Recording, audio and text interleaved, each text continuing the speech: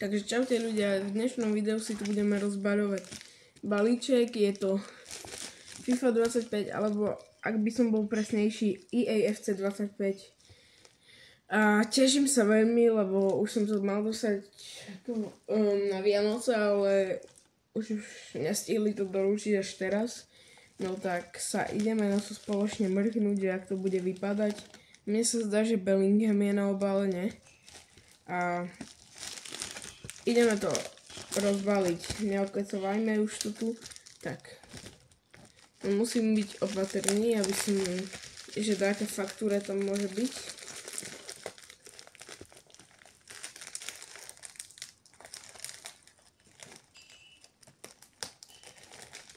Kurník.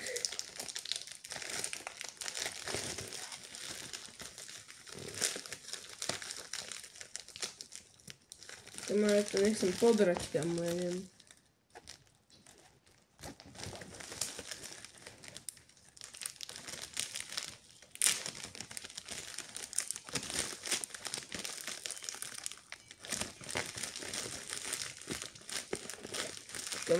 Nemám z toho dobrý pocit, či to dobre otváram.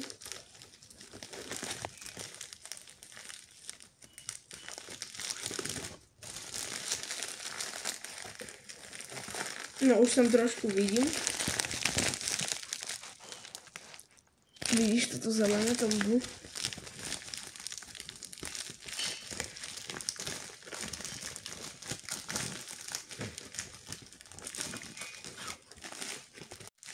No takže.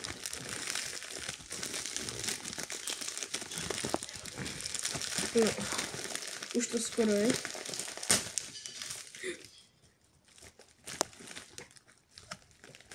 Takto. Je tam Bellingham však. Myslím si, že tam je Bellingham.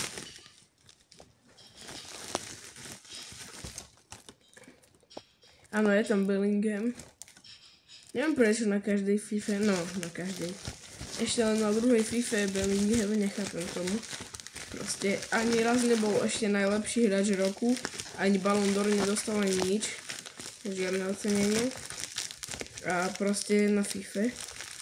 Je to divné. Vyzerá to jak nový Fifin obľúbenec.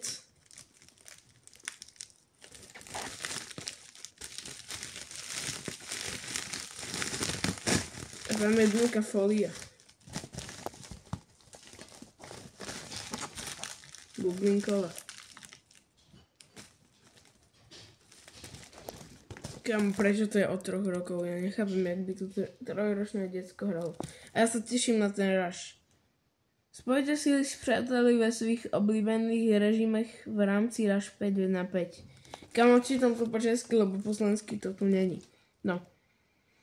Přepracovanie taktických základů zaručuje väčšiu strategickou kontrolu. 25 plus other leagues. 4K Ultra HD, to aj tak naša telka nemá.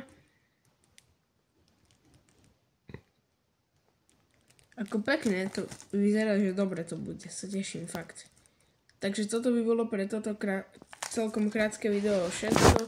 Ja sa vám lúčim s FC25. Zabijem toto všetko rozbaľovanie Primom. Takže čaute.